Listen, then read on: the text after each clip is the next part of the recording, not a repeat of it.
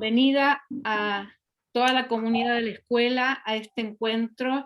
Para mí es una alegría muy profunda que realicemos este espacio donde todas y todos y todes traemos preguntas, sensaciones, inquietudes y bueno, no sé si algunos saben, pero conocí hace muchos años a Paulo Blanc, que aparte de ser psicoanalista, doctor en cultura, escritor, investigador de la religión judaica, ensayista, un gran terapeuta, es también en Basta, basta. origen alguien que empezó en lo psicocorporal y fue un maestro mío de posgrado hace muchísimos años.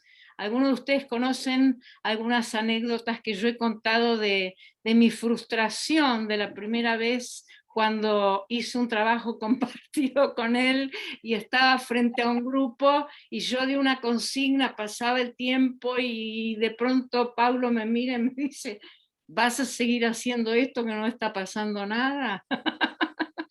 Entonces, todos pasamos por esos momentos y bueno, después de muchos años y de mucho compartir, te doy la bienvenida, Paulo, y ahora te dejo que te presentes y compartas algo. Si quieren ponerlo a él en pantalla solo, ponen anclarlo, así lo pueden ver directamente, ¿sí? Y yo sigo viendo las personas. Vos sí, vos sí. Okay, okay. Entonces, buenas noches. Les hablo acá de Río de Janeiro, más bien de Petrópolis, que es una ciudad una hora del centro de Río, para quien conoce Río, en las montañas, cerca. Entonces acá ya empieza a ser frío, el invierno, y es muy diferente de quien conoce la Río de Janeiro de la playa, ¿no?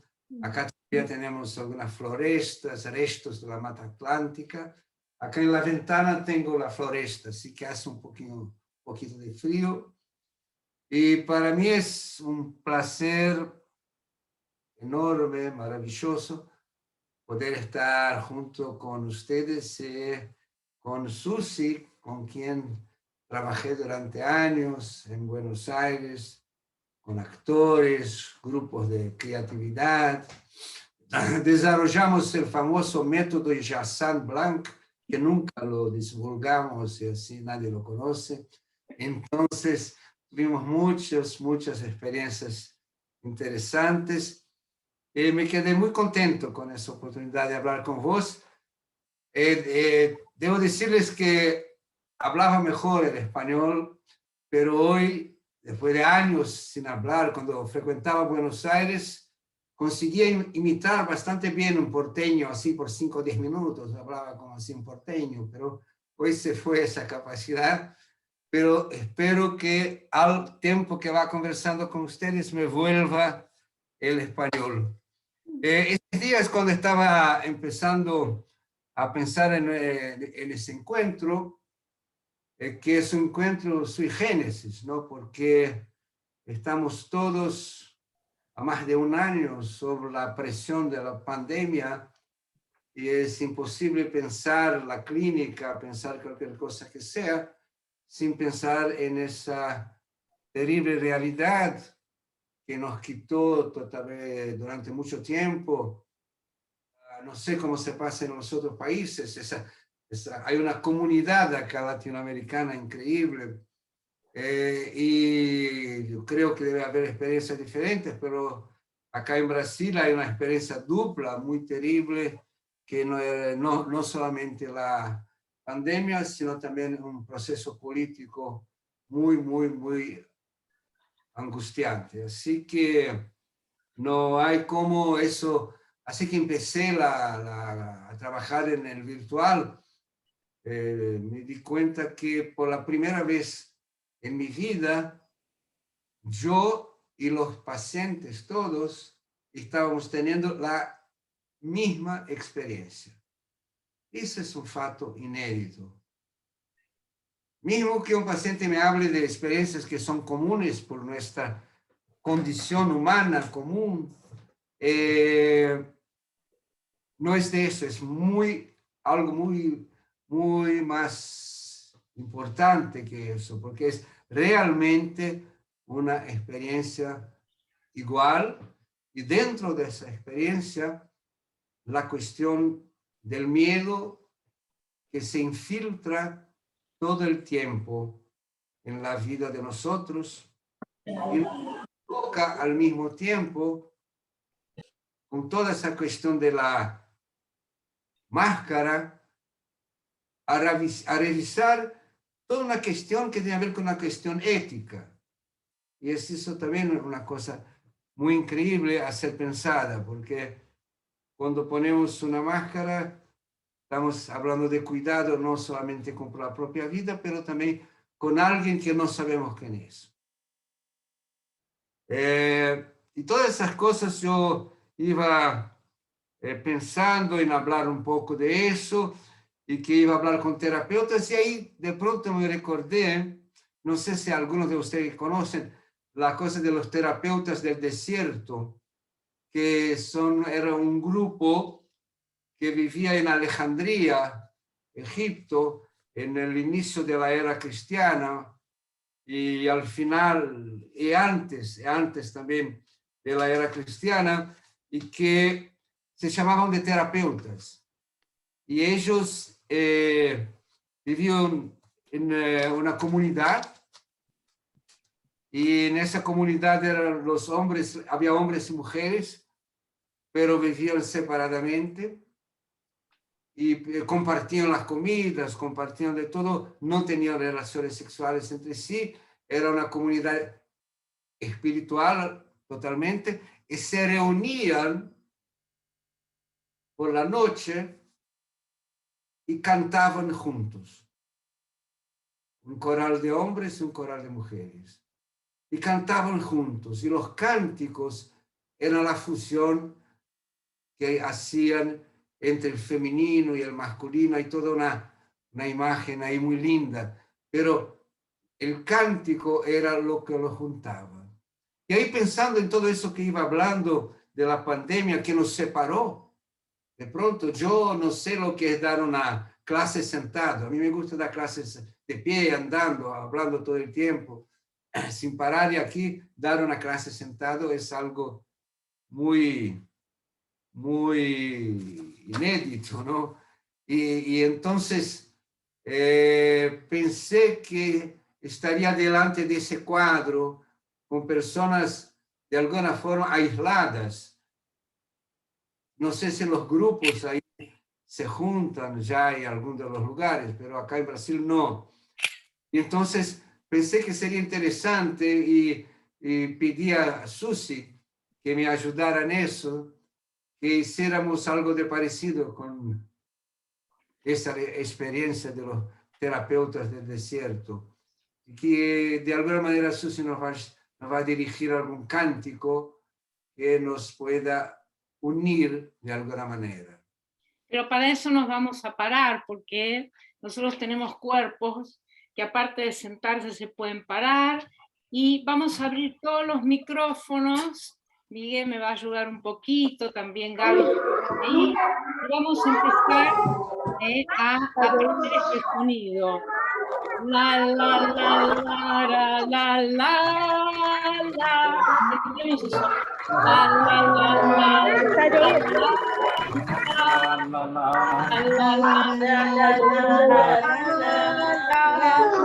Yo quiero ver los orbes como crecieron. Pero está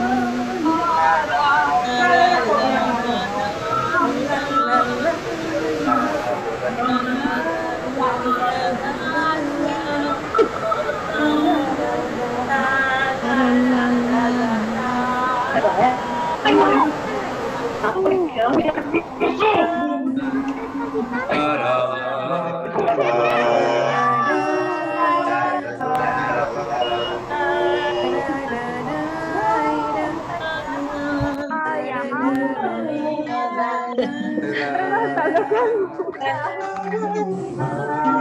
no quieren.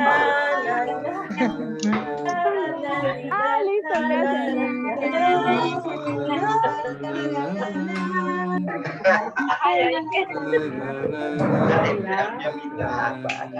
Contanos, Paulo, lo que dice esa canción. Muy bueno, muy bueno. ¿Qué decías? Contamos lo que dice esa canción. Esa Dice canción vos. dice, he aquí, qué bien y qué agradable, una tribu de hermanos juntos.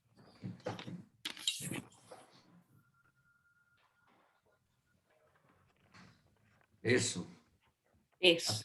a la distancia. Ujú. Entonces, voy a empezar a traer algunas ideas para conversarmos. Te voy a interrumpir un minuto, Paulo, porque algo que quisiera saber es el efecto que tuvieron las preguntas de... Y voy a empezar por ahí. Genial, genial. Bluetooth mode. The Bluetooth device is ready to pair. Bluetooth device paired. ¿Qué pasó? No sé. Es que hay algunos micrófonos encendidos. Radio. Ok. Cuando os pedí a Susi que pidiera a ustedes que cada uno, algunos grupos, hagan preguntas, se debe una historia que voy a contar. Me gusta contar historias, voy a contar varias. Una vez estaba dando clases en Buenos Aires en un grupo, tal vez Susi no sepa de eso. Era en la casa de Celia, que era una terapeuta corporal también. Y yo llegué para el final de semana, era siempre así, viernes, sábado, domingo. Y ahí cuando llegué de Brasil, abro la valija y donde está mi caderno con mis anotaciones en Brasil. Yo había cambiado los cadernos. Hace años tengo unos cuadernos, se dice, como ese, Ujú. que tiene eso duro, así tengo un montón de esos en casa, se van terminando. Y no tenía cadernos, estaban todos, yo he traído un otro y ahí que no era el de donde iba siguiendo el curso. Y ahí viene la importancia del improviso, ¿no? Porque ahí miré a las personas y ahí me vino una idea. Es decir, hagan preguntas. Ellos no sabían por qué yo anotaba las preguntas. Y cuando hicieron preguntas, terminaron la pregunta, yo tenía la clase pronta. La clase lista. ¿Cómo? La clase lista. Pronta no saben muy bien qué es. La clase Lista, claro, claro. Hacer eso. Yo hago la traducción. Sí. Traducción, la clase lista. Y ahí empezamos a trabajar y ahí trabajamos 2 días. ¿Por qué les cuento eso? Porque siempre que hay un tema, hay una expectativa. Y ahí yo transformé eso en método. Todo curso que voy a dar o conferencia o algo, empiezo preguntas. Anoto las preguntas y empiezo a hablar de lo que me ha traído. Porque las preguntas son el primer momento que el propio tema provoca un ruido en las personas. Y las personas tienen algún tipo de expectativa, algún tipo de reflexión, algo se pasa en ese momento que vemos el nombre de una clase, palestra, no importa. Y cuando me enderezan las preguntas, por su vez, ocurre lo mismo. La idea del ruido, que es una palabra que es vista por el lado negativo en general, no tiene nada que ver con negativo. En la teoría de la comunicación clásica había el receptor, el emisor y el ruido. El ruido es lo que atrapallaba, ¿cómo se dice? Atrapa, interrumpe. No es atrapa. Interrumpe. Es que molesta la comunicación. Entonces, pero hay otra manera de ver todo eso, que el ruido puede ser la propia comunicación, el que hace que algo se mueva, porque en general estamos todos cerrados en nuestras estructuras mentales, emocionales, corporales, y lo que pasa casi siempre es al revés de lo que estoy hablando, porque cuando comenzamos, si estoy hablando rápido, me digan, ¿ok? Cuando uno se defronta con una charla, una conversación con un amigo, con un profesor, lo que sea, la primera reacción de la organización cognitiva, mental, es reducir lo que viene desde afuera a lo conocido. Y se hacen preguntas. Pueden ver eso en las clases que frecuentan o que ya frecuentaron. Y muchas de las preguntas tienen más que ver con el que pregunta y no con el que habla. Porque hay una resistencia en el sentido amplio de la palabra que es fundamental, que es así que acontece en la organización que tenemos de nosotros mismos. Y nosotros somos esa organización. Entonces, cuando llega una información desde afuera, lo que pasa es que nosotros, de alguna manera, tendemos a intentar reducirla al que ya sabemos, a lo conocido. Y en ese momento no hay ruido, no hay posibilidad de una desorganización, que siempre es necesaria, para que haya una reorganización en un otro nivel. Cuando doy un curso de alguna clase, yo prohíbo preguntas en la primera aula. Estoy totalmente antipático. No se pregunte en la primera aula. ¿Cómo se puede hacer preguntas si todavía no se sabe lo que es ese lenguaje? Porque todo pensamiento es un lenguaje. Y toda persona es un lenguaje. Entonces, todo encuentro es un encuentro entre lenguas. Y ahí me vino una pregunta desde México, que básicamente la persona me decía, hay que ser, digamos así, no era eso, hay que ser poliglota, pero ¿por qué hay que ser poliglota? Eso me impactó, ¿verdad? Me impactó porque yo me quedé pensando y yo dije, cuando Susi me mandó esa pregunta, yo le contesté, tenemos la aula pronta. ¿Por qué? Porque en primer momento mi impacto con esa pregunta, porque para mí es tan sencillo, tan claro que ser poliglota es normal, es así, que cuando uno me hizo esa pregunta, yo me quedé pensando y ahí viajé un poco en esa historia y vi que ser poliglota en mi vida era algo también que mi mamá me decía cuando yo era chico, que era muy importante saber 4 lenguas. Para ella, ser poliglota era saber 4 lenguas. Y como judío y de hijo de personas que llegaron en Brasil desde Europa, hablábamos yiddish en casa, que es una lengua de los judíos europeos. Así que yo era poliglota desde niño, hablaba yiddish, hablaba portugués, y en la escuela estudiábamos hebreo. Y así toda mi vida es ser poliglota. Es curioso, nunca había parado para pensar en eso. Empecé a pensar en eso desde esa pregunta. Ya empieza ahí la cuestión de la clínica. Y quiero decir que no es obligado a ser poliglota, de modo alguno. De modo alguno. Es una cuestión mía, que ahora van a tener que me oír hablar durante 1 hora sobre la cuestión que es mía. Ser poliglota es natural, es un título, en verdad, de un libro que estoy mentalmente trabajando en él a muchos años, el que dice respeto, ¿se dice respeto? ¿Se dice así? No, es en ¿Dice portugués. qué? En portugués se dice respeto, y que tiene que ver, con un psicoanalista que tal vez algunos de ustedes conozcan, que se tornó muy conocido de los últimos 20, 25 años, que es Sandor Ferencz, que era un sujeto genial, genial. nada de lo que pasó después de él en todas las líneas terapéuticas, al revés, todo lo que pasó después de él en todas las líneas terapéuticas posibles ya está en su proceso clínico. Dijo Sándor Ferenczi, porque no se escuchó muy bien, ¿ok? Sándor Ferenczi, ok.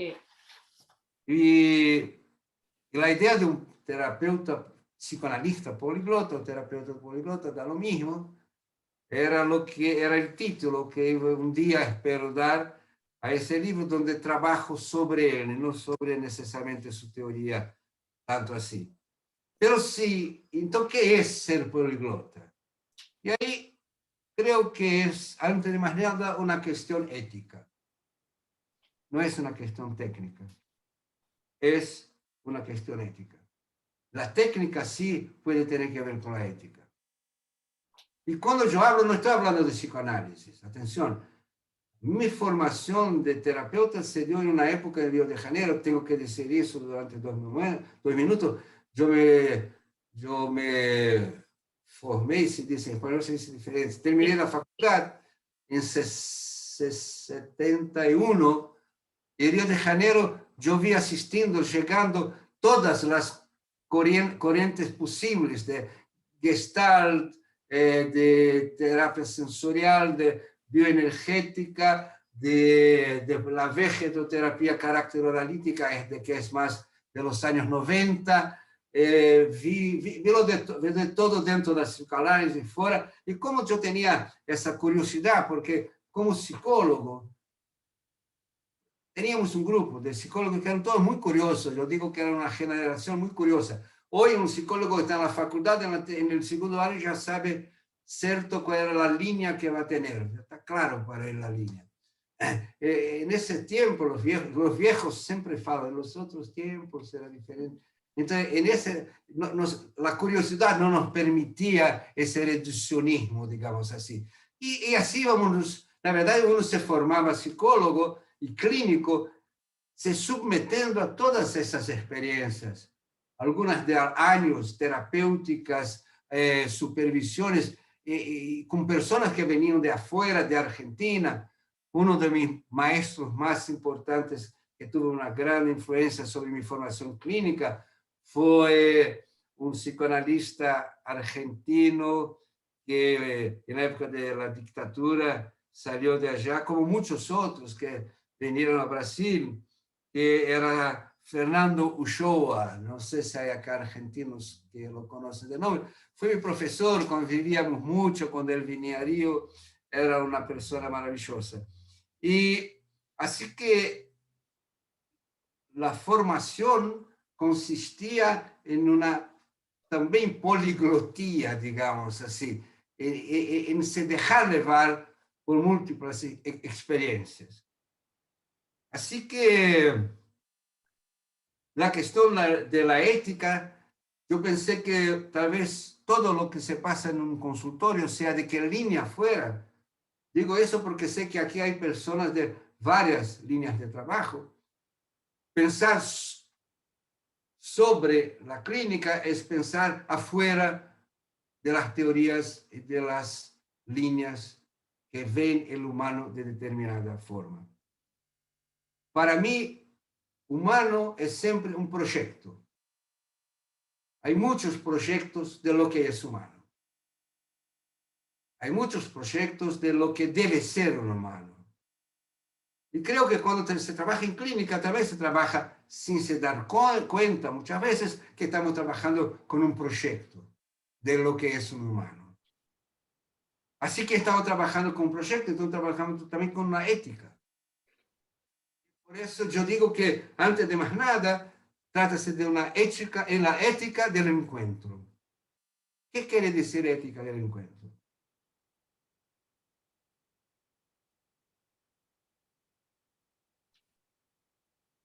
Le voy a contar la primera historia. Es una parábola que yo mismo la creé. Entra un paciente al primer encuentro con el terapeuta. El paciente es una persona Porque paciente soy yo en mi consultorio, eso yo digo a los pacientes todos, el paciente soy yo, hay que tener mucha paciencia para ser clínico, ¿no? Entonces el paciente es el terapeuta, entra una persona y se presenta, se presenta. ¿Cómo se presenta? Hablando de su vida y de sus dolores, de sus síntomas, dirían algunos. Y encuentra un terapeuta que lo oye. Oír es una posición de humildad. Yo aprendí que oír es una posición de humildad, de espera. La espera es una posición de humildad, de poder recibir a alguien. Por eso, primero habla el otro, no el paciente, sino el otro.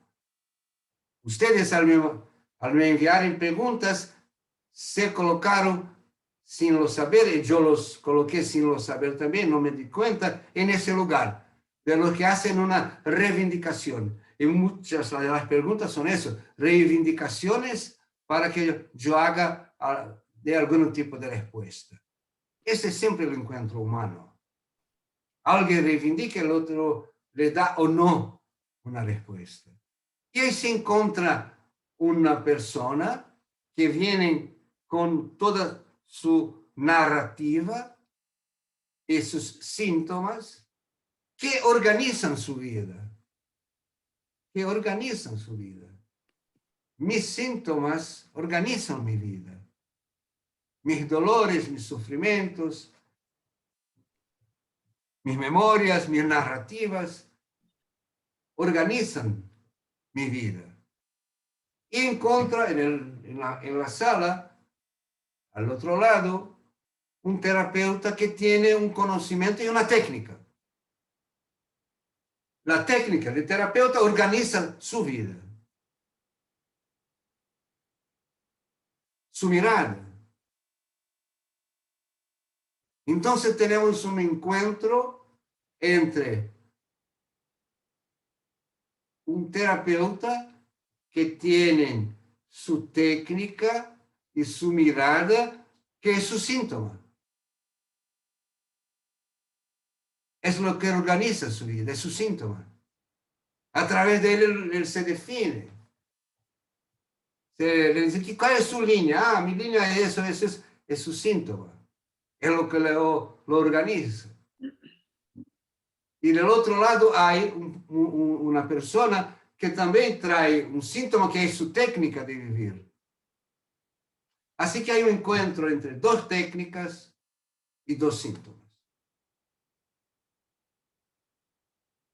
Y puede ser que no pase nada. Puede ser que hagan años de terapia y no pase nada. ¿Qué es pasar? ¿Qué es algo? ¿Qué es nada? El objetivo final es que, ideal, el terapeuta, si él se ubica desde la posición, que sería la posición que dice la propia palabra clínica, que es cliné, que es debruzarse. ¿Se dice debruzar? Arrodillarse. No, arrodillar de rodillas. No, así. Ah, Como cuando se debruza sobre la inclinarse. Es inclinarse viene de clínica. Ah, inclinarse, claro. También viene de clínica, inclinarse, viene de cliné, que es griego. En esa inclinación hay dos movimientos, pero de eso voy a hablar después. La ética.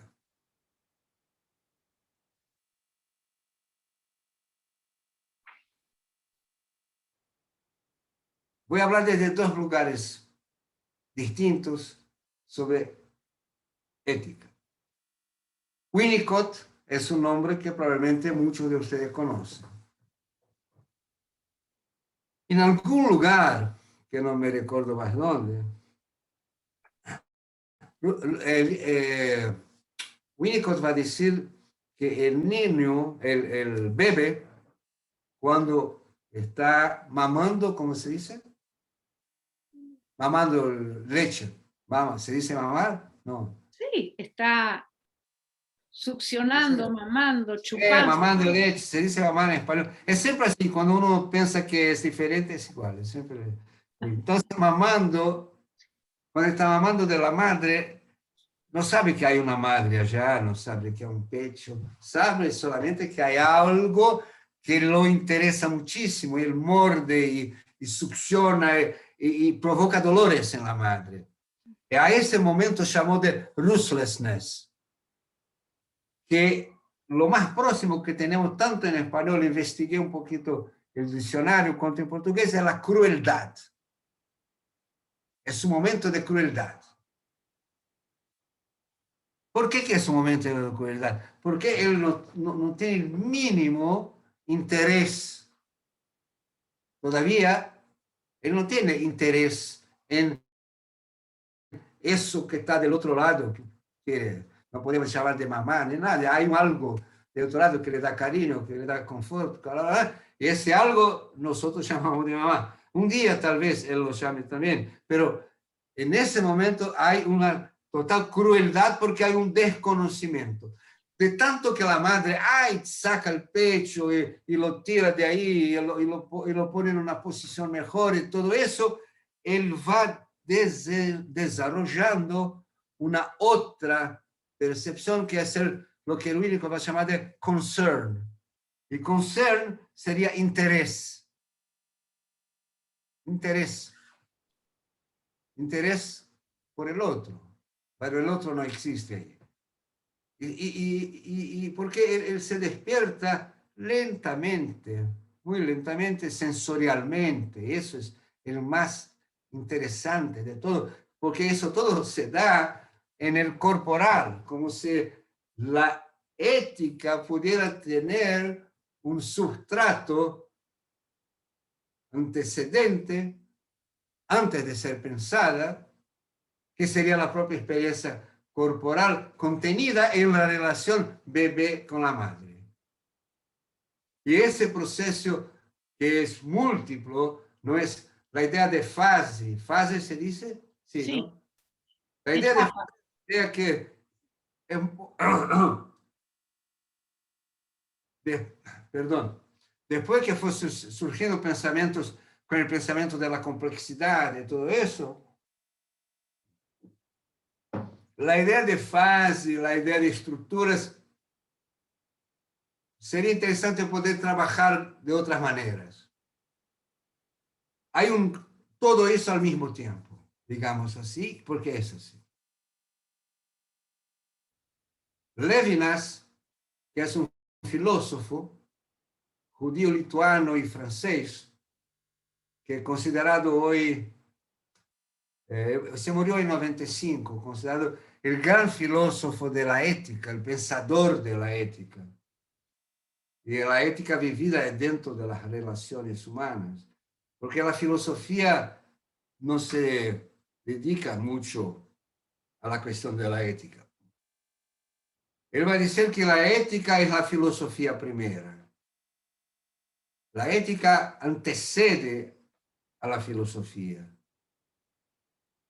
Y si tomamos las experiencias fundadoras, ¿me entienden cuando digo fundador? Sí. ¿Sí? Fundadoras de la cultura occidental, judío y cristiana, que es la Biblia. Lo que funda la Biblia, lo que el cristianismo llamó de Antiguo Testamento, la Biblia hebrea, lo que la Biblia hebrea funda en la mentalidad occidental es la anterioridad de la ética a la propia civilización. ¿Dónde? Y yo no soy religioso, hablo de Dios, de Biblia, no soy religioso. ¿Dónde?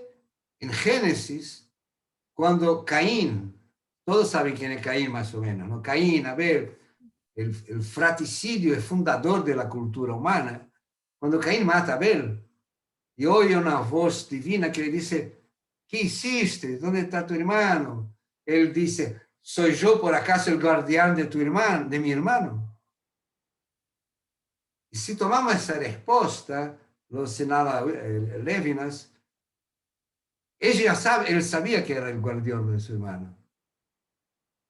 Él sabía que era responsable por su hermano. Por eso le responde, yo no soy responsable por mi hermano. Y ahí el diálogo es fantástico. No voy a extender, me gustaría mucho, pero no voy a extender en ese diálogo, pero es muy fantástico porque da cuenta de esa cuestión de la responsabilidad. Y entonces la ética es una cuestión de responsabilidad por el otro. No el otro que es mi amigo, mi parente, de mi familia. No, el otro que es el tercero, el cual yo no conozco. Por eso yo decía que la máscara es una experiencia ética radical, porque yo me preocupo por un otro que no conozco quién es. La máscara es tapaboca para algunos que no dicen el mismo nombre. ¿Mm? Tapabocas, cubrebocas, barbijo. No se dice máscara en algunos países. Barbijo, okay. Cubreboca. Ok. Entonces tenemos ahí que la ética del encuentro tiene que ver tal vez con una experiencia que es fundadora en la experiencia humana, mismo cuando no la acepto. No importa. Si no la acepto, como lo que está aconteciendo hoy en Brasil, una ética de la muerte, sin duda, del más tarde, del descompromiso, de todo eso, mismo así yo estoy construyendo una otra ética que es la negación de esa. No es una aética, es otra. Una otra elección de lo que es humano. Entonces, lo que yo puedo pensar es que a partir del propio encuentro originario en la narrativa de la civilización o en la narrativa que hace único del encuentro bebé-madre, ya empieza a construcción de algo que tiene a ver con el interés por el otro. Porque el Caín dice, yo no tengo interés en mi hermana. No tengo nada que ver con él. La pregunta que yo ubico entonces es, si el terapeuta tiene su técnica, su síntoma, y el que viene procurado también tiene, ¿sería posible una cura mutua? ¿Sería posible eso? Que el propio proceso terapéutico fuera un proceso de curación mutua. Decía un psicoanalista brasileño, que fue incluso mi psicoanalista durante unos 10 años, era un intelectual y político y todo más, que escritor y bla, bla, bla, poeta, Hélio Pellegrino llamábase, y él decía así, toda cura es una procura. Es genial. O sea, procurar, curar se hunde. Bien. Ahí hacemos pausa para un momento de respiración. Yo dividí mi intervención en algunos blocos. Ahora quiero hablarles de un modelo que me ayudó mucho a pensar la clínica, pero no viene de la clínica. Viene de un cientista, un hombre muy conectado con la biología, con la ciencia contemporánea, el pensamiento de la complejidad, que vive en francés. Hoy ya debe ser un hombre mínimo, unos 80 años, yo pienso. Se llama Henri Atlan, como decía, Y él tiene un modelo que es que él llama de la autoorganización de los seres vivos. Cuando tomé conocimiento de los años 80, por ahí, de eso, final de 80, yo estaba trabajando en mi tesis de mestrado, algo así, pero no importa. Yo entendí que ahí había una cosa riquísima y que me influenció mucho y que yo he traído para mi práctica clínica. Lo saqué de su teoría de la autoorganización de los seres vivos, que él trabaja con biología, y lo he traído para la clínica. Él dice que todo el sistema de funcionamiento de la vida, en ese sentido, vida biológica, vida biológica, se da entre el cristal y el humo. El cristal, todos conocen cristales, es una forma atómica durísima. Tal vez la forma atómica, no sé, más dura que se encuentra. Lo que quiere decir poquísimas mutaciones, transformaciones. El humo es puro, los átomos del humo son eso, pura disolución. El humo tiende a la disolución y el cristal a la mutación. Y ahí él va a decir una cosa que es increíble, que la vida,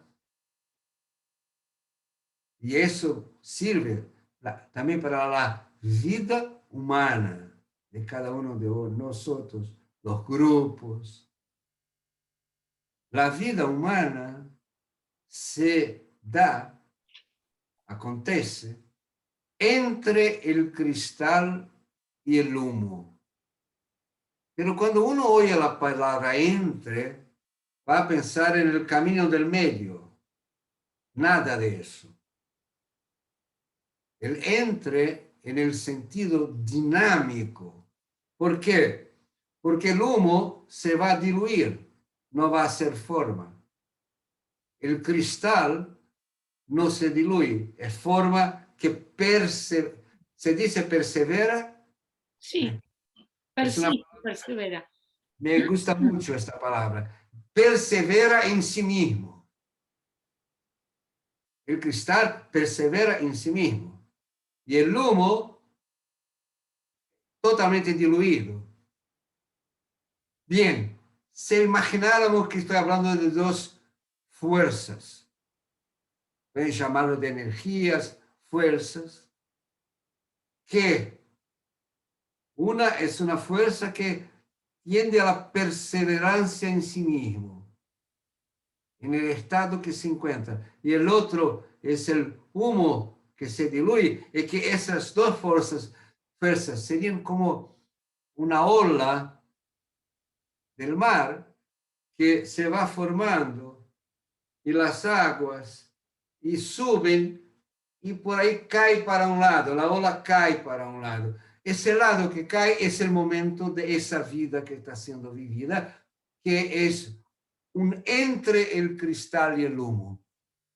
No hay un lugar, es un no lugar. Es un proceso, es parte de un proceso, es un momento del proceso que se da entre el cristal como un movimiento permanente y constante. ¿Entendieron la imagen? Bien.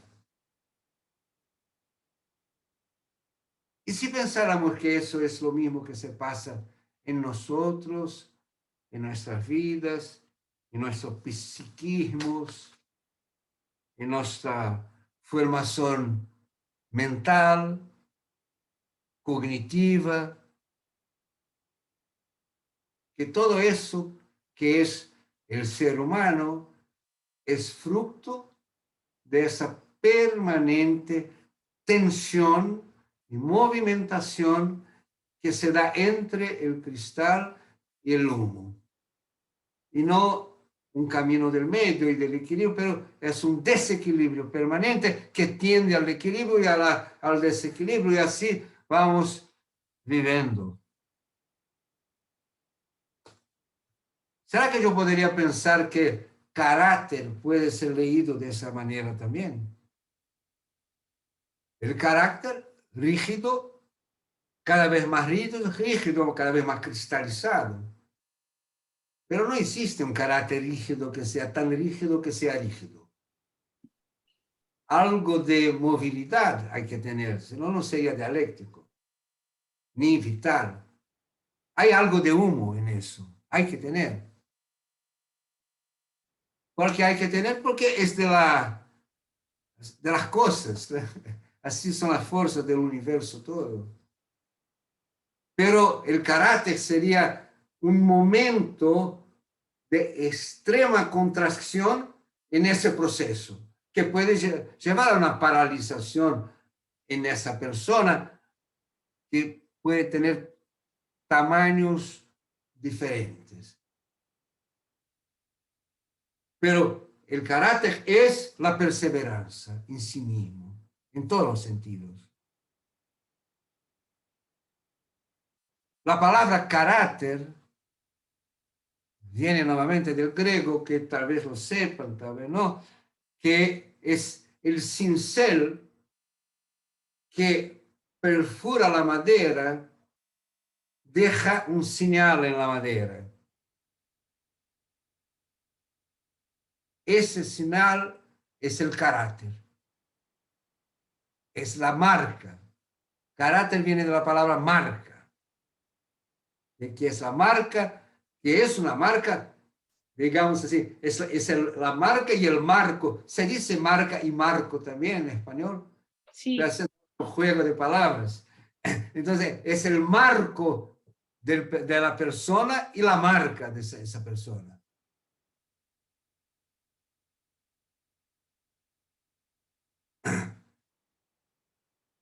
Me voy a hacer un jueguito de 1 minuto. Sé que no van a querer responder porque así es siempre, no quieren responder las cosas.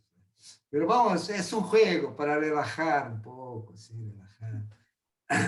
Empezamos relajando, ahora vamos a relajar más un poquito, volver después. Voy a leer una afirmación. Generalmente, las personas no soportan opuestos extremos. No soportan oposiciones. ¿Es eso? Mejor, oposiciones extremas. En justa posición. Juxtaposición, no se entiende. Juxtaposición. Justa. Juxtaposición. Okay. Y en todos los países se dice justa o justa. Juxtaposición. En todos los españoles dicen justa. Menos en Brasil. Y en Cuba se dice como justa o justa. No tenemos cubanos acá por ahora. ¿Sabes que mi primera experiencia con español fue con cubanos? Superpuestos quiere decir. Superpuestos. Justa posición. Entonces no soportan opuestos extremos al mismo tiempo, en justa posición. Tanto en su personalidad cuanto en sus reacciones. Al esfuerzo de unificarlo llamamos carácter. Un premio de viaje en el Río de Janeiro, ¿quién me decir de quién es esa frase? Yo del premio, pero no la pasaje. No, daría ahora, pero no les van a dejar entrar. Nadie puede, estamos acá cercados. No se puede entrar en Brasil ni salir. ¿Qué me va a dar? Cualquier asociación. Puede ser Lowenreich, Freud, todos los nombres, Winnie, ¿qué más? Yo no sé, psicoanalistas, no psicoanalistas, nadie va a ser arriesgar, correr el riesgo de ganar un pasaje. No. Esa frase fue dicha en 1907. Me gusta hacer un juego, yo escribo en la losa, en el cuadro ese de las clases de antiguamente. Yo pongo el nombre de varios de esos fundadores de las escuelas terapéuticas para que las personas intenten adivinar. En general, gana Reich. En segundo lugar, gana Lowen. Nadie vota en Freud. Nadie. Y es claro que esa frase es de Freud, 1907. Y causó un gran choque esa frase en la época. Pero no interesa el choque, no interesa de quién es, interesa que es la mejor definición que yo, en términos operacionales, clínicos, encuentro que es justamente eso. Miren, yo caminé de esa idea de fuerzas, cristal, humo son fuerzas, y ahora la idea de que esas fuerzas pueden ser emociones opuestas, puedo odiar y amar a alguien al mismo tiempo. Eso es insoportable, trae angustias, dolor, culpa, lo que quieran. La mente humana siempre quiere nos proteger. Eso no tengo dudas. Entonces va y hace una contracción que se llama de carácter. Y cuanto más esos opuestos se incomodan, más contracción habrá. Corporal, afectiva, energética, total. Y a ese... ¿Perdón? Están escribiendo, si puedes por favor repetir la frase. No entendí. El ser humano no soporta dos fuerzas externas en juxtaposición. Extremas. A ese esfuerzo de unificación lo llamamos carácter. Eso. Esas fuerzas no las soporta tanto en su personalidad cuanto en sus reacciones, o sea, interiormente o comportalmente. Y al esfuerzo de unificarlas, pero en el sentido de reducirlas, llamamos carácter. Pero ahí tenemos, más una vez, una idea que va nos acompañando, la idea de la multiplicidad versus la idea de la unificación reduccionista. El carácter está más del lado de la reducción de la multiplicidad, de la variedad, de la diversidad.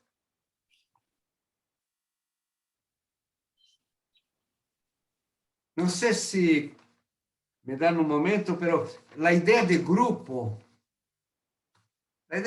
da lo mismo, porque los grupos o tienden a una unificación alrededor de un líder o se juntan en una diversidad que permite la vida conjunta, pero al mismo tiempo la diversidad, la singularidad de cada uno. Y esa es una fuerza también lucha. ¿Conoce la palabra horda? Horda. La horda. Hay la idea de la horda primitiva, ¿no? Y hay una discusión, no sé si conoce un libro que es muy actual, Psicología de las masas y análisis del yo, de Freud. Allí él dice, no, el ser humano es un animal de horda y no de rebaño. ¿Se dice rebaño en español? Sí. No de rebaño. El rebaño es el grupo clásico. La horda, él dice es un animal de horda. ¿Qué es la horda? La horda es el grupo que se junta en los cazadores para la caza, la horda de caza. Cazan, se juntan alrededor del fuego, comen la caza y después cada uno vuelve a la oscuridad, a la noche, en su camino. Nosotros hoy seremos una horda. Nos reunimos para trabajar juntos y después cada uno va literalmente a su camino. Elio, Entonces, apaga el micrófono. Gracias. Gracias. lo que estoy queriendo decir es que esa es una lucha que yo diría que es ontológica. Está presente. Una lucha, no sé. Perdón, lucha. Que es ontológica. Está en el origen de los hombres, de la naturaleza, que es la lucha entre la multiplicidad y la reducción. Y en la cultura eso está siempre presente. Y cuando uno dice, todavía no somos un grupo, es una idea, es algo imaginario. No ser un grupo es algo imaginario, porque ser un grupo es no tener más diversidad. Es no tener más conflitos. Si no hay conflictos, no hay diversidad. Y ahí no hay acontecimientos. Volveremos a eso.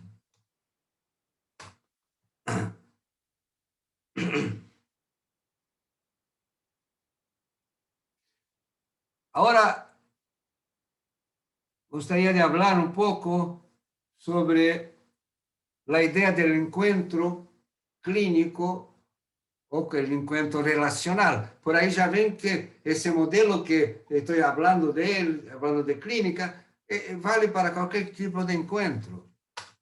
Casal, grupo. Casal es pareja. Pareja, sí.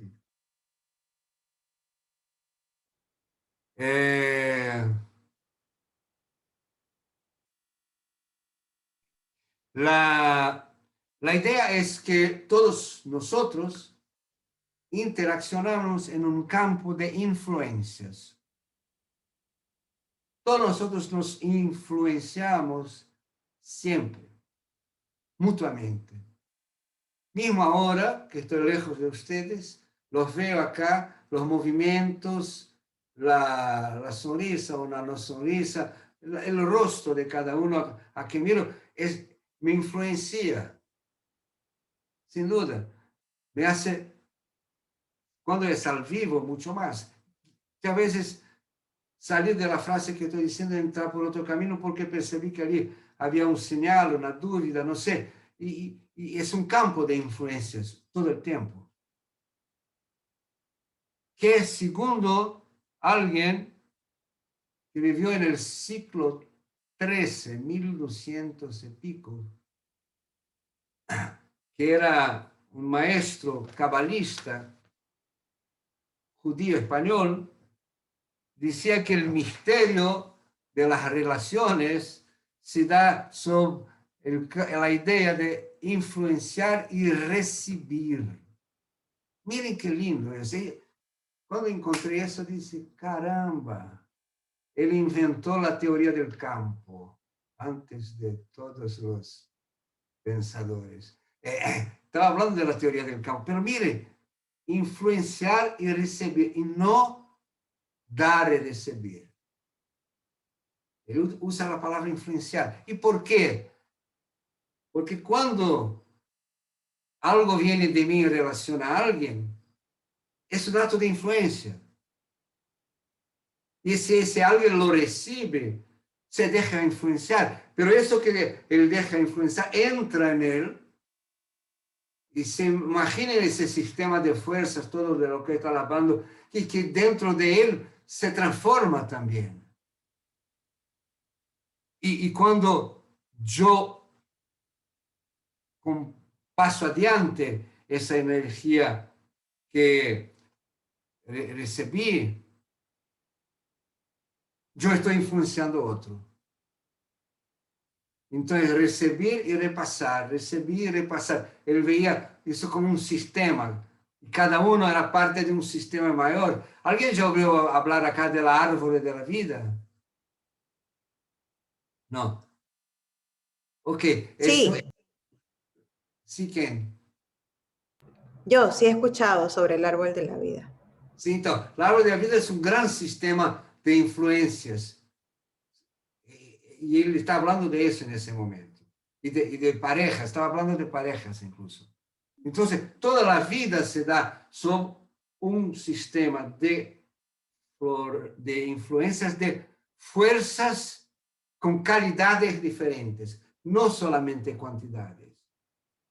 Si pensamos en fuerzas o en energías, tenemos que pensar en fuerzas de calidades diferentes. Y esas, de ese arreglo, que no es un arreglo, de esa fusión y movimiento permanente, va se dando la existencia humana para un lado, para otro, y toda la existencia.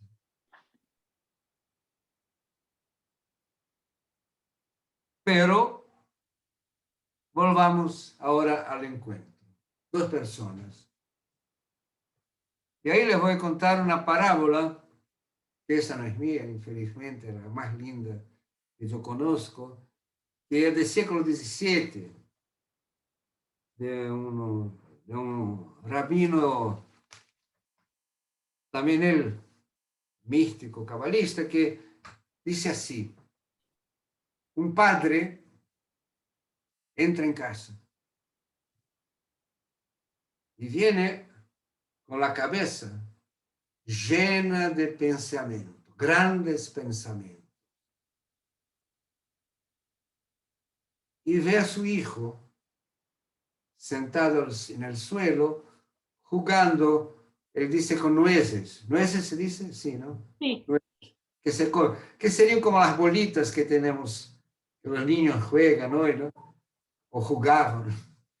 Y está jugando. Y el padre está lleno de grandes pensamientos, su cabeza está llena. Y el chico está ahí jugando. Y ahí él dice así: haga, después lo explico, haga como Dios, contrair tu grande mente, autolimite a vos mismo, limite tu grande mente y baja hasta él. Pero el bajar acá no es el estar mayor, no, baja, sentate con él, inclinate, clínica, inclinarse, inclina en dirección, sentate y juega con él. Pero el hijo, para jugar con el padre, también tiene que contraer de alguna manera su mente para poner el padre participando de su juego y jugar con el padre. Pero cada uno lo hace a su modo. Y ahí tenemos algo muy importante. Cada uno lo hace a su modo. El padre se autolimita a su modo y el hijo se autolimita a su modo. Y de ese encuentro de autolimitaciones termina el maestro y dice: cada uno usufruye. No. Utiliza, usufructúa. ¿Qué es usufructuar? Decí toda la frase, a ver. Cada uno de los dos usufruye del amor. Un momento. Saca provecho. Sí, saca provecho. Se da provecho. Eso. Cada uno se da provecho del amor de uno y del otro, y cada uno del amor del otro a su modo. Hay un cambio, un intercambio de amor ahí entre el padre y el hijo, pero cada uno de su modo, de su modalidad. Pero ambos pueden en ese momento, por la diferencia y por la autolimitación del yo, Porque cuando yo limito mi yo abro espacio dentro de mi yo y afuera también, para que el otro pueda existir. Y si el otro existe, yo puedo existir también, porque alguien me lo conoce. Hay una mutualidad. Y esa mutualidad, decía en los años 20, a su modo, claro, Sandro Ferenczi, es lo que permite el acontecimiento clínico.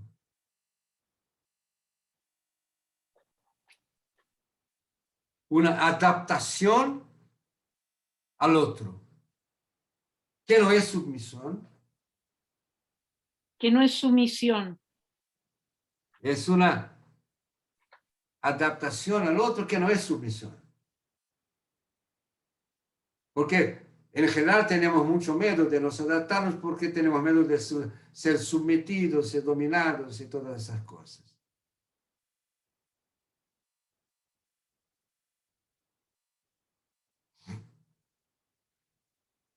Y ahí tenemos entonces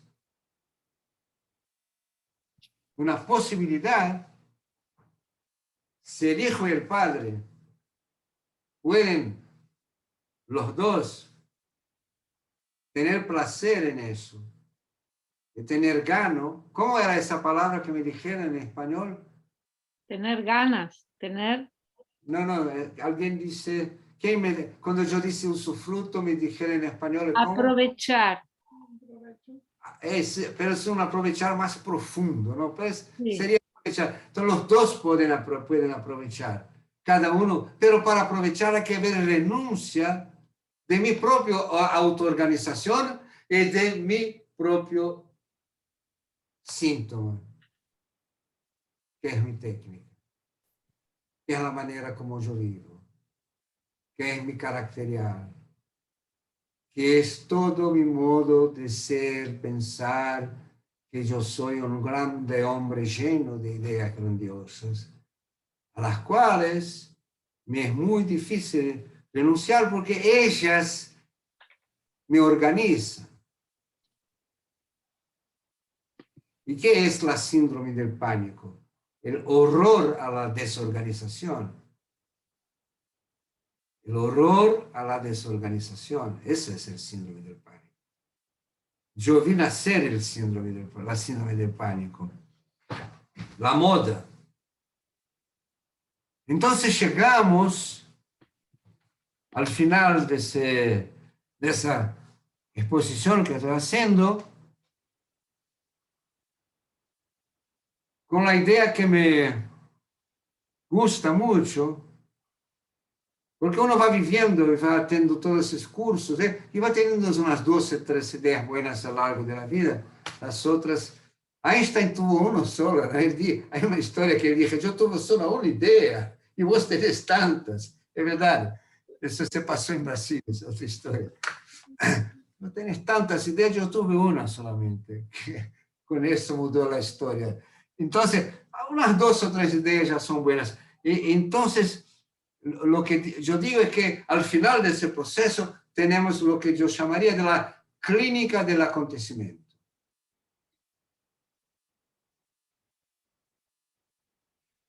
Y el acontecimiento no es algo que pasa, es algo de muy significativo y que permite quebrar, ultrapasar las experiencias repetitivas, caracteriales, que no permiten el nuevo. La idea de ficar prisionero de la idea de la transferencia, de la repetición, o el nombre que se quiera dar, es no admitir que hay algo de nuevo que se pasa en el consultorio. Y lo que debe se pasar en el consultorio es eso que yo llamo de experiencia inaugural. ¿Se dice inauguración en español? Eso. que algo se inaugura en ese momento. Cuando el acontecimiento tiene lugar, y el acontecimiento es algo que, y ahí alguien me pregunta, pero Paulo, ¿cómo se hace acontecer el acontecimiento? No sé. No tengo la más mínima idea. Y no estoy haciendo ningún charme, se dice en español, no. No estoy haciendo algo muy simpático, un charm. No tengo la mínima idea.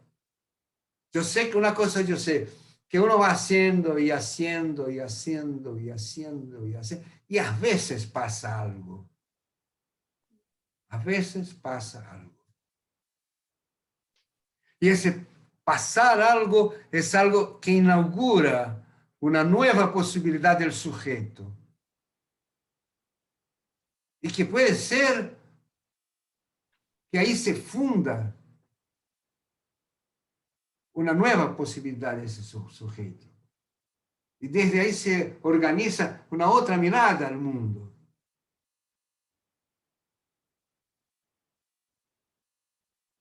Y una otra forma de subjetivación. Eso quiere decir que la experiencia que tuvimos, de alguna manera se transformó en un ruido, sin lo que sepamos, pero sí era la tarea de un terapeuta, sí como una partera, ¿no? Que partera se dice. Partera, sí. La partera, tener de alguna manera una actitud que él no caiga en la burocracia, él mismo, de su síntoma, y pueda ser, y ahí vuelvo a esa provocación que me hicieron, sí, un terapeuta poliglota. Porque para ser un terapeuta poliglota hay que hablar el lenguaje del otro. No solo tener varias lenguas dentro de sí, que son las técnicas, las teorías, los conocimientos, desde la filosofía, desde la ISO, desde la Kilo, y que uno va metabolizando dentro de sí sin que se da cuenta, y que un día pasan. Aquí yo hablé de cosas que son tal vez mi vida entera, porque son cosas que fueron aconteciendo, y un belo día yo vi que se juntaban. Para mí, esa es mi mirada. Cuando yo clinico, esa es mi mirada.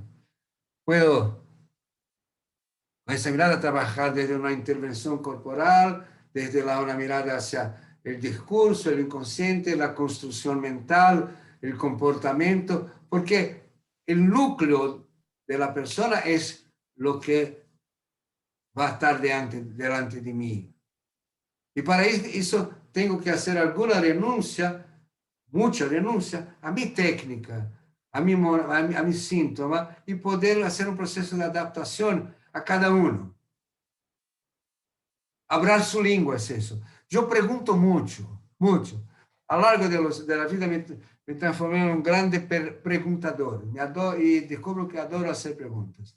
¿Por qué? ¿Por qué hago preguntas? Porque yo parto del principio que uno me dice, ay, me duele, y yo no sé qué quiere decir duele. Porque yo tengo una experiencia de dolor que es mía. Entonces yo pregunto, ¿qué es dolor para vos? No estoy pidiendo asociaciones de ideas, nada de eso. ¿Qué es dolor para vos? ¿Cómo sentís? ¿Qué es eso, dolor? Porque ahí yo puedo trabajar eso. Si no, voy a estar hablando mi lengua, mi sentido de dolor.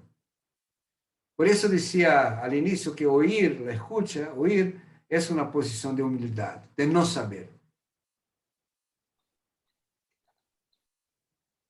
Y ahí tenemos a veces un happy end, una sesión que realmente fue buena en 2, 3, 4, 5 años de trabajo.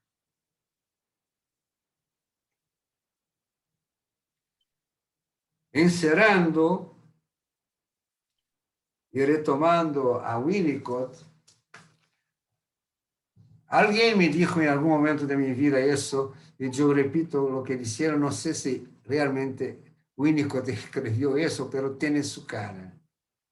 Que él diría que el psicoanalista, y eso es válido para cualquier terapeuta, es la mejor profesión que hay en el mundo. ¿Por qué? Porque uno, si no vive en Latinoamérica con tanta crisis, gana su sustento.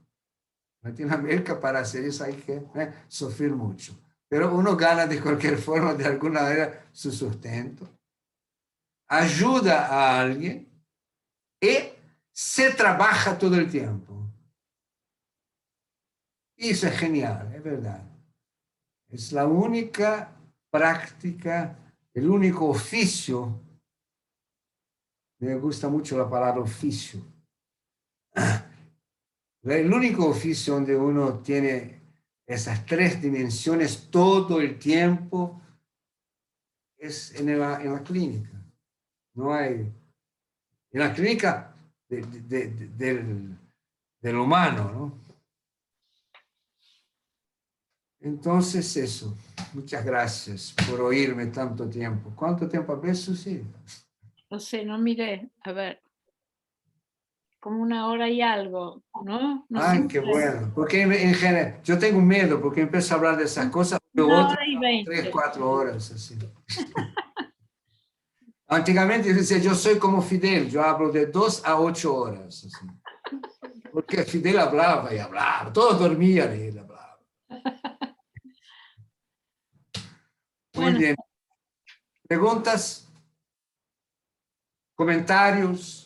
está bueno que hagamos así, que avisen y hacemos una ronda de preguntas, ¿sí? Ok, me da licencia, voy a buscar un poco de agua. Un Ah. momento. Bueno, hay un nombre que tal vez no entendieron sobre el tema del cristal y el humo. El autor es Henry Atlan. Creo que es T-H-L-A-N, Henry Atlan.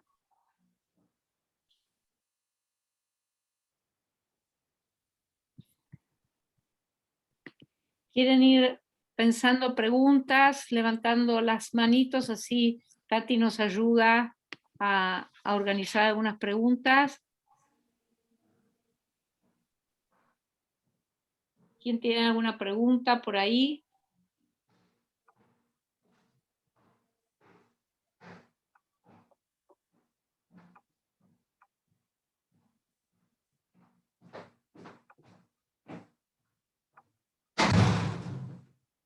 Yo tengo, no sé si una pregunta, sino como una, bueno, sí, una pregunta, de confirmar algo que había pensado y creo que él habló de eso. Ahí está. Paula, hacerle la pregunta, Fede. No consigo localizar a la persona. ¿Quién es que está hablando? Aquí, ¿lo ves? Abajo. Acá está. Ok. Esto que vos dijiste de la humildad, de la importancia de escuchar, ¿cómo pensás vos que está esa cualidad en la humanidad con tanta tecnología de la información y de la comunicación dando vueltas? Con tanto ruido, ¿no? Con tanta información y toda la gente mostrando, pero no escuchando. Quería entender mejor la pregunta. ¿Podría repetir? Sí. Quería entender mejor. El inicio no entendí derecho. Si hay una relación entre lo que vos decís de la importancia de escuchar y lo que estamos viviendo hoy con tanto ruido, donde la gente muestra, habla, dice, pero no escucha, que es lo que sucede con las redes sociales o con la comunicación hoy en día. Vos hiciste una pregunta, esta es una respuesta, ¿no? Es eso. Una respuesta, sí, sí. Está cierto. Concordo con vos, pero cuando yo traigo ese modelo, yo estoy pensando en un modelo clínico del consultorio mismo de las relaciones entre las personas. Yo tengo una cierta dificultad que es de tomar un modelo y hacer una analogía con otras cosas que son del mundo, por ejemplo, ese que hablaste, que hay otras determinaciones. ¿Entendés lo que digo? Entonces, cuando yo pienso la cuestión clínica, yo me educo, la palabra es esa, a solo pensar en eso. Porque tu pregunta es una cuestión social, sociológica, y es verdad lo que dijiste, es verdad. Y ahí hay que tener otras reflexiones diferentes de esas. Pero es claro que ese mundo va a influenciar la manera de cómo nos vamos a colocar, y mismo el terapeuta, no solo los pacientes. Como, claro que estamos influenciados. Si yo pienso en un gran sistema de influencias, claro que estamos influenciados y muchas veces determinados por una exigencia permanente de se comunicar, de hacer cosas, de hablar, de divertirse. Y en eso la pandemia tiene con la cuestión de la reclusión, es una experiencia extraordinaria, porque de pronto nada de eso funcionaba más. Y es infelizmente, al salir de todo ese proceso no va a cambiar nada. Ya vemos que no está cambiando nada. Pero algunas personas tal vez aprovechen para sus propias vidas lo que se está pasando dentro de esa desgracia general. Entonces yo concordo que hay una super exposición de cada uno de nosotros que causa incluso molestias, y que hay una super exigencia que causa molestias, y que hay una super estimulación que causa molestias. ¿Hasta qué punto molestias que van apareciendo? Por ejemplo, yo vi el surgimiento de la síndrome de pánico. ¿Cuál es el fondo social de eso? Nadie se pregunta, o se preguntaba cuando surgió. Me recuerdo que la primera medicación que hubo en Brasil para síndrome del pánico era un tranquilizante que se llamaba Urbanil. Urbanil. Y yo reía, yo decía, eso no es un medicamento, es un significante. Uno tomaba Urbanil y volvía a ser un ser urbano, Urbanil. Y lo mismo hoy con los trastornos, todos esos, trastornos comportamentales, hiper estimulación, crianças que no pueden parar en el lugar, toman remedio, medicamentos, y nadie, el sistema todo social no va a permitir que se pare para pensar que la cuestión puede ser externa, pero que en grande parte hay una estimulación que causa, evidentemente, una serie de problemas. La depresión. ¿Por qué la enfermedad de la depresión empezó a crecer tanto en los últimos 20, 30 años? Porque aumentó la población, uno dice. ¿O será que es porque es la manera de resistir? Se fue hasta acá. Está en la manera de resistir, una resistencia contra todo eso que genera una desistencia.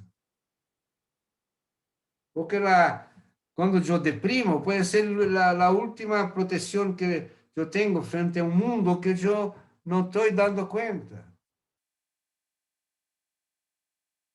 Entonces hay que pensar esas cosas, claro. Pero no sé si yo conseguí responder claramente a tu pregunta, pero compartirlo con la preocupación. Sí, gracias. Gracias. ¿Hay preguntas anotadas? Sí, hay una pregunta acá en el chat que dice, ¿usted sugeriría que el encuentro supone una adaptación al otro y no la sumisión? ¿cómo se juega el entre? ¿Solo es en términos de influencia? ¿Cómo se juega el entre? ¿Es eso? Ajá, si es en términos de influencia, ¿cómo se juega el entre? Yo diría que el entre, como yo dije, que el entre es un no lugar. El entre es lo que pasa como un momento de esa multiplicidad de comunicaciones, estimulaciones, mensajes. Es el espacio, el propio espacio del encuentro es el entre. Y donde todo se pasa es el entre. No hay un lugar ni psíquico ni físico que se pueda decir, nuestra conversación acá produce un entre, produce sensaciones, emociones, percepciones en vos y en mí. Eso es el entre, es un espacio, yo diría, espiritual. Es el lugar del todo. El espiritual es ese, es un lugar donde el todo se da, donde el momento se da. Entonces, ese entre va cambiando el tiempo entero, porque también si las personas cambian de comportamiento, de cosas que dicen unos al otro, se dice, entre vos, se ve una pareja, ¿no? Entre vos pasa lo siguiente, pero ¿dónde es ese entre que pasa entre la pareja? No es un lugar, es un proceso. Y el mismo cuando Atlan pensa las dos fuerzas, entre el cristal y la fumaza y el humo, no es un lugar, no es el camino del medio. Yo lo entendí como ese proceso permanente entre las energías o las fuerzas. Entonces, mi contestación, mi respuesta es un poco exotérica en ese sentido, porque no hay un lugar, es el propio acontecimiento que es el lugar. Es difícil pensar así, yo sé. No nací pensando así también. ¿Tenemos otras preguntas? Sí, yo, Susi. Dale, David. ¿Dónde está el yo de David? David, ¿estás con cámara o sin cámara? Estoy con cámara, dice David imagen y estoy moviendo la mano en círculo. David Sonido se llama. David Sonido. Si me ve en pantalla completa va a ver solamente mi imagen, David Sonido. Está en la Sonido. pantalla 2, Paulo. Pasa a la pantalla 2. ¿Lo ves? Ah, pantalla 2, ok. Soy el único que está moviendo la mano. ¿Ves la pantalla 2? Ajá, todavía no. Ok. ¿Cómo estás, David? ¿Ahí lo ves? Ok, ahí va. Bueno, muchas gracias por el encuentro de hoy, por la horda de hoy. Quería preguntar algo o poner en tensión con algo que dijiste de la ética, que era, me parece que Manuel Levinas, que habla algo de la responsabilidad, ¿puede ser? Sí. Yo el término responsabilidad lo traigo un poco de la mano de Denis Nachmanovich, que lo trae a su vez de otra persona que no me acuerdo quién es, que lo divide el término responsabilidad en responsabilidad, como una habilidad de poder responder en el acontecimiento, no como algo dado, como que sabés lo que hay que hacer, y más en el momento de hoy por hoy, con la pandemia, que me parece que yo personalmente no sé para dónde disparar, cuál es mi responsabilidad en el momento de hoy, se va gestando en el acontecimiento. Si se entiende la responsabilidad de este autor de esa manera o cómo sería. Eso por un lado, y el término políglota, si es similar a cuando Sueli Rolnik habla de esto de que comer, como comer todo lo humano, algo así era. Antropofagia. Eso, antropofagia. Si es parecido a eso, como aprovechar todos los lenguajes del paciente, los lenguajes que uno maneja en el momento de la clínica. Espero haber sido claro. Y esas serían mis preguntas. Más claro de lo que pensás. Me cita su Little Nick, me cita Emmanuel Levinas, yo creo que yo dije Levinas, vos decís Emmanuel Levinas, el nombre del todo. Entonces vamos a ver lo que te contesto. Nunca pensé que puede ser lo mismo que cansado y viejo, así que las palabras lo que dice Sueliro Nick sobre la antropofagia, que tiene a ver con un movimiento cultural brasileño de los años 20, la idea de la antropofagia, artístico. No creo que no. No sé si no me gusta pensar así, todavía no sé, tenía que pensar con calma. Pero porque la antropofagia es una cosa de un mix de comerse las culturas todas, que tomaron ese de los indios, los habitantes brasileños, que había un mito que eran antropófagos. Entonces se come el extranjero y se lo metaboliza y se lo transforma en algo que es una cultura brasileña. Yo digo que no, sabía, no, nada de antropofagia, no. Es poder convivir con la diversidad permanente dentro de uno mismo. La antropofagia no hace eso.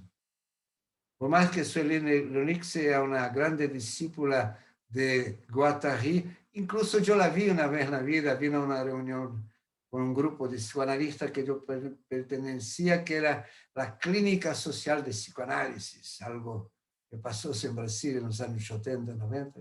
La conoce, una mujer increíble. Siempre fue muy inteligente, pero no creo que tenga que ver ni con Deleuze, ni con Guattari, ni con Sueliro Nick. Creo que es más una proposición de vivir las multiplicidades como surgen. Así que si la demanda de intervención clínica en ese momento es una demanda corporal, es un lenguaje para mí. Es un lenguaje que yo tengo, que yo aprendí, me sometí, cursé, hice workshops, todo eso. Y lo incorporé. Si querés, incorporé parte de mi cuerpo, es el mismo que antropofagia. Puede ser el lenguaje, pero no me parece que sea. Porque es de esa diversidad que voy utilizando sin me dar cuenta. Ahí se parece un poco, tal vez. Porque el proceso, que si quieres una comparación, para mí siempre fue más bien del guerrero, del guerrero que lucha, aprende, y en algún momento transcende todo eso y lo incorpora. Y no sabe más dónde está la técnica. Porque si uno se prende a la técnica o al conocimiento mismo que sea deleuziano, no evolúe más. Por increíble que parezca de ser eso, sobre un pensamiento que se propone tan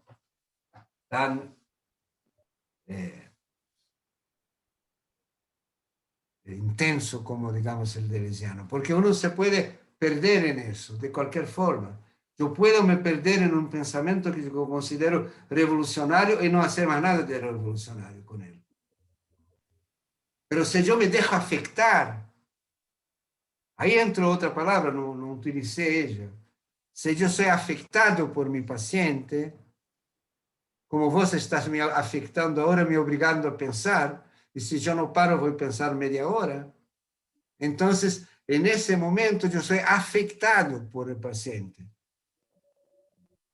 Y a veces se pasa mismo, que yo tengo plena conciencia que aquello me afectó mucho. Y si yo doy una responsabilidad, ese concordo, responsabilidad es responsividad. vienen de la misma raíz.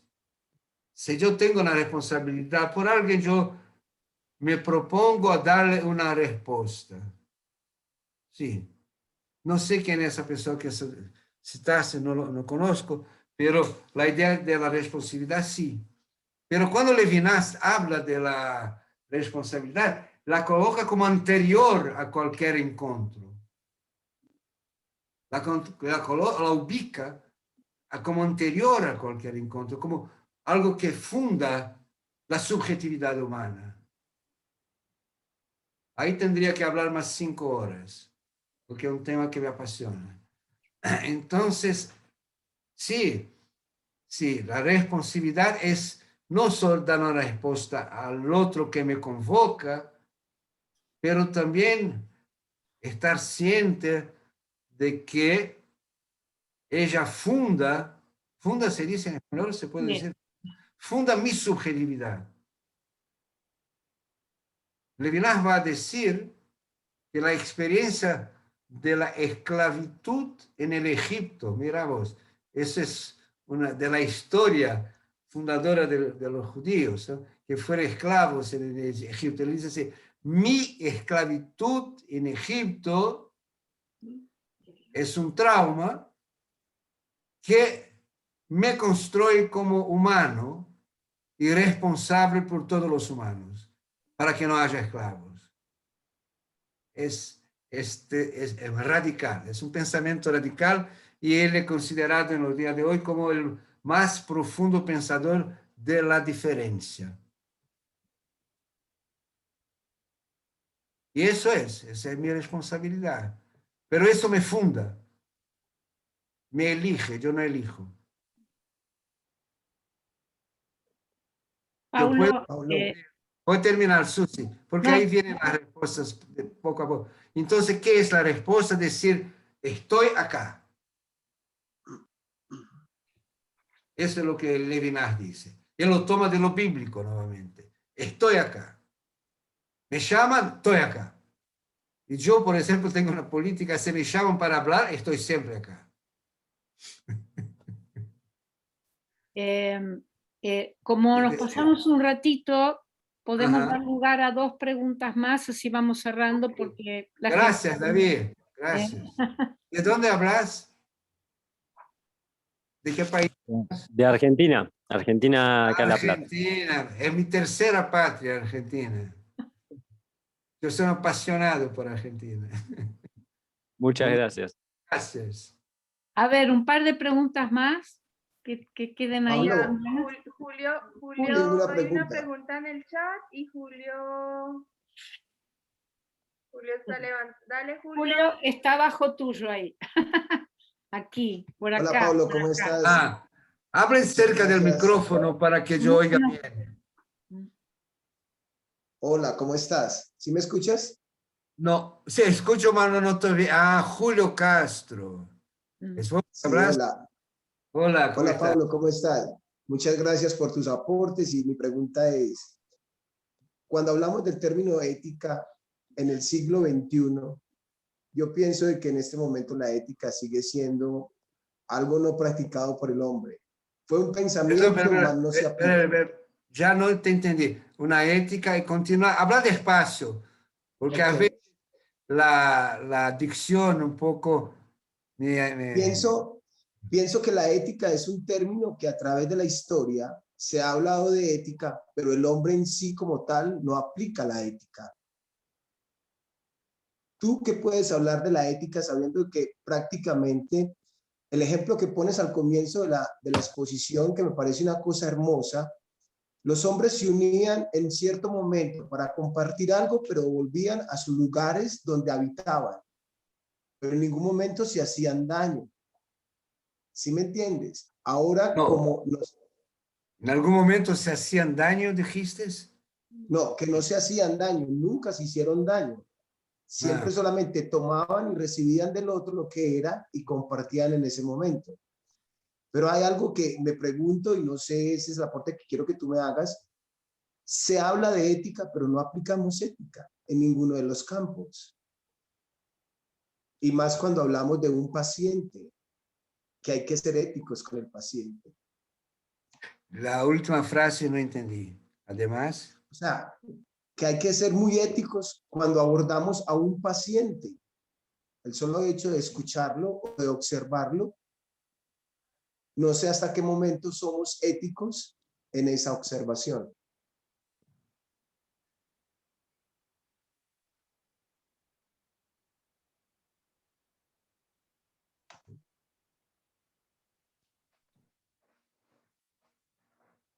el silencio como espera es un silencio interesado, no de observación. La observación es desde afuera, va a ser siempre lejano. Si es un silencio interesado, yo estoy observando a mí mismo también y viendo también, pero eso es en automático, ¿no? Las sensaciones que me despierta esa persona. Y si ella me causa algo de... ¿Dónde se fue David? No, está Julio, está acá abajo. Es Julio. No es más David, es Julio. Y si yo me pregunto, y si yo siento algo más así desagradable, le voy a preguntar qué pasa conmigo, no qué pasa con él. Entonces sería una postura también de una ética del encuentro, que da trabajo.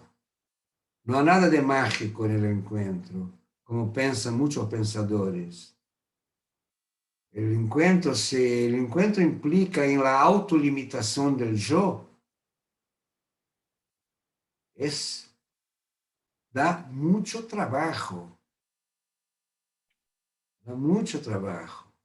Hay que tener una decisión muy fuerte de se permitir a entrar en la situación con una persona sin estando atento para que yo no la transforme en un objeto mío. Transformarla en un objeto mío puede ser convertirla, por ejemplo, a mi lenguaje. A veces yo tengo un juego particular que yo juego conmigo mismo, que cuando llega un paciente que ya hizo otras terapias, tento adivinar de qué línea era su terapeuta. ¿Por qué? Porque él habla la línea del terapeuta. Y según las palabras que él usa, yo pienso, hizo terapia de tal línea, de tal línea, de tal línea. Yo me puse un objetivo en algún momento de la vida, que no sé cuál fue, de hablar portugués en mi consultorio. No, y creo que conseguí. No hablo ni Reich, ni Freud, ni Lacan mucho menos. Lacan no sería hablar. Entonces, sé que hay lacanianos también por ahí. Entonces, yo hablo portugués y eso es ético. Eso es hablar la lengua que todos hablan. Con eso no digo que yo sea una persona increíble, muy bonita, nada de eso. Estoy diciendo que es lo que creo. Lo que creo. Que nadie practica la ética y todos hablan de ella, fue lo que dijiste, más o menos, me hace recordar una frase de Marx, no Karl Marx, pero de los hermanos Marx, ese humorista americano, que decía, todos hablan mal del tiempo, pero nadie hace nada para cambiarlo. Es algo fantástico, es surrealista, ¿no? De verdad, todos hablan de ética, pero nada. ¿Qué podemos hacer? Practicarlo donde podemos practicar.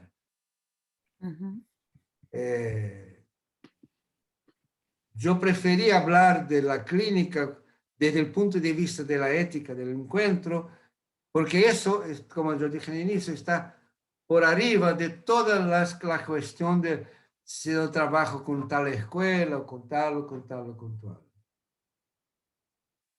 Y hablar el lenguaje del paciente es también hablar desde la posibilidad de utilizar varias prácticas. Yo prefiero la palabra práctica y no técnica. Y las prácticas se van hundiendo dentro de uno, hasta el punto que no sabe más qué práctica está haciendo. O sea, siente que es eso que tiene que hacer en la hora. Ahí es un acontecimiento también para el terapeuta. Y una dificultad que yo siento hoy es, imaginen, trabajar virtuales, un horror. Para mí personalmente, total horror. Total horror. Quer dizer, me adapté muy rápidamente. Pero horror en ese sentido, porque toda una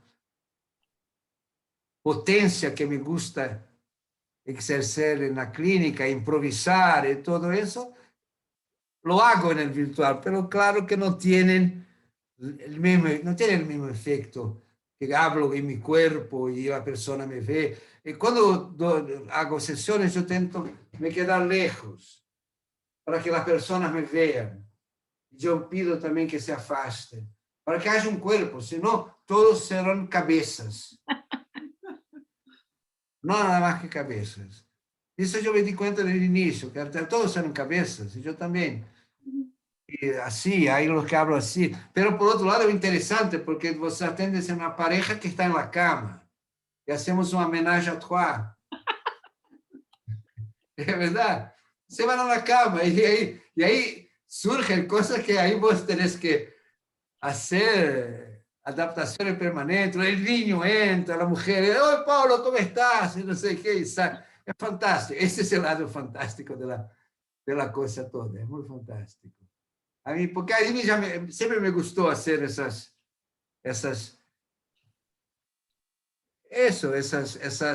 atravesamientos, ¿no? Siempre me gustó. Y ahora mucho más acontece eso. Pero es posible mantener vida en todo eso, es posible. Es posible. Yo no entiendo cómo ciertos canalistas clásicos consiguen hacerlo, pero deben sufrir mucho. Yo tengo pena de ellos. Deben sufrir mucho. Cualquier uno que se prende a una sola manera de trabajar en un ambiente como ese va a sufrir mucho. Claro. Pero se saca de vida lo que se puede sacar, ¿no? Bueno, Entonces, me parece, perdón. no sé si te contesté, pero gracias porque me permite pensar. Dejamos una pregunta más para ir encerrando. Hay una pregunta escrita ahí, Cecilia. Dale, Cecilia. A ver. Cecilia, ¿dónde está Cecilia? Acá. Justo Acá abajo. Hola, Cecilia López. ¿De Así dónde? es.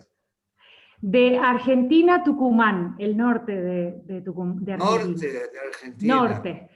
Estaba ahí a la altura de Santa Catarina, de Brasil, a la misma altura. Ah, sí, sí, sí, sí. Bien. Bueno, más que una pregunta, quería compartir una reflexión de esto que estás explicando. Me trae a la memoria algo que me suena bonito y me gustaría compartirlo, esto de la clínica del encuentro. Nosotros estamos acostumbrados, sobre todo los latinos americanos, a saludarnos de una manera medio poco de contacto. Por ejemplo, hola, ¿qué haces? ¿Cómo andás? Bien, todo bien, hasta luego, que andes bien. Y esa forma muy, muy robótica a veces de saludarnos y de hacer contacto con el otro. Y a veces nos llevamos esa forma de contacto a todos los encuentros. Hay un saludo muy bonito de una cultura africana, no recuerdo cuál es, que el saludo que ellos tienen es de encontrarse, mirarse, y uno le dice al otro, te veo, y el otro le responde, aquí estoy. Y creo que eso es el encuentro, ¿no? Esto de pararse no solo en la calle, sino también en la terapia, como terapeuta, como paciente, de decir esta ecuación o este saludo del te veo y el aquí estoy, ¿no? Entonces me pareció muy bonito compartirlo y me trae esto, lo que estás contando con respecto a esto de la clínica del encuentro, ¿no? Muy lindo. Así que bueno, eso quería Yo compartir. concordo. Yo diría que ese es el objetivo, que a veces lo alcanzamos y se pierde y lo alcanzamos nuevamente y se pierde y lo alcanzamos nuevamente y se pierde, porque eso, somos humanos de cierta cultura, ¿no? Pero ese es el objetivo siempre, siempre, claro. Muy lindo eso, gracias. Bueno, a mí me gustaría ir cerrando este encuentro con la felicidad que me produce esta sintonía con Paulo, con quien hemos compartido un largo camino y que siento que lo que él nos propone nos abre la posibilidad de seguir, digamos, encontrando la complejidad en el camino que venimos transitando y que será muy rico en cada uno de los grupos, que podamos todavía sacar mucho más el jugo de todo lo que hoy aprendimos. Así que me encanta que lo podamos volver a invitar para otro encuentro y seguir profundizando en los temas que van a surgir seguramente como inquietud. Esto es lo que quiero decir, el agradecimiento de este espacio en donde creo que la posibilidad de lo múltiple ya está en nosotros porque venimos de distintas culturas y estamos en una búsqueda en donde la belleza de cada posibilidad, de cada encuentro, es que pasa esto, que no venimos como a una clase magistral en donde se exponen teorías, sino que venimos a esta posibilidad de dialogar desde la experiencia y que eso también pone en movimiento lo que estamos aprendiendo. Así que una felicidad que podamos disponer de este espacio. Quiero, por otro lado, ¿alguien quiere decir algo más de lo que se lleva de este encuentro? ¿Alguna, aparte de preguntas, no sé si alguien quiere decir algo? Yo quiero decir algo. Sí, sí. Porque me llevo de este encuentro una experiencia muy emocionante mismo, ¿no? De ver tantas personas, de tantas culturas, como vos dijiste. Solo me di cuenta ayer, antes de ayer, cuando hablábamos, y vos empezaste a decir de dónde venía, yo dije, caramba, cuántas culturas juntas, ¿no?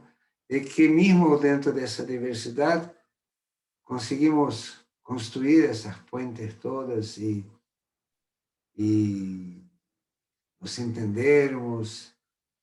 Yo me quedaría hablando hasta las 5 de la mañana y oyendo preguntas, ese tema que terminas. Y soy muy grato a Susi, con quien tuve también muchas experiencias muy lindas en Buenos Aires, con los grupos. Y en Brasil, que te estás Brasil, olvidando. iba a decir eso cuando te invité a venir a Brasil, no me diste tiempo. A Brasil y trabajamos acá con pacientes, con actores.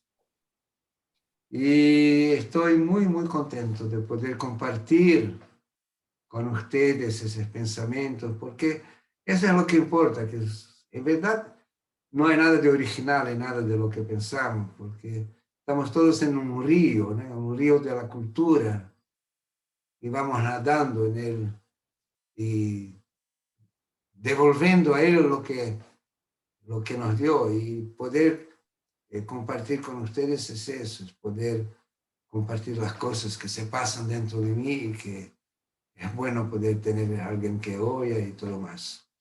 Entonces, muchas gracias a vos, sinceramente, de corazón. Bueno, si la emoción me deja hablar, que somos eso, pura emoción, porque la construcción de este espacio proviene de la huella tan profunda que Paulo dejó en mí, que sigue construyendo por todas las afinidades, y que va a pasar esto con cada una y cada uno de ustedes. Por eso es tan hermoso esta comunidad que estamos construyendo, que nos permite interactuar. Para despedirnos, entonces, muchas gracias otra vez. Gracias, Paulo. Te vamos a invitar mucho. Y quiero recordarles algo, les voy a pasar un chivo en este momento, que es que el grupo de México de diplomado todavía está abierto y el grupo de Latinoamérica también está abierto, así que si quieren avisar a compañeras o compañeros que se sigan sumando, ya quedan muy poquitas clases para que se pueda sumar gente, así que ustedes pertenecen a este espacio y pasen la voz, y creo que les ha llegado los 4 talleres que daré durante el mes de mayo, que también les pido especialmente que o asistan o pasen la voz. Así que esto es una experiencia excepcional porque son talleres puntuales, creo que todos tienen la información y bueno, nos vamos viendo en los espacios, ¿sí? Sí, sí. Gracias. Chao. Gracias. Gracias. Chao. Muchas gracias. Chao. Gracias.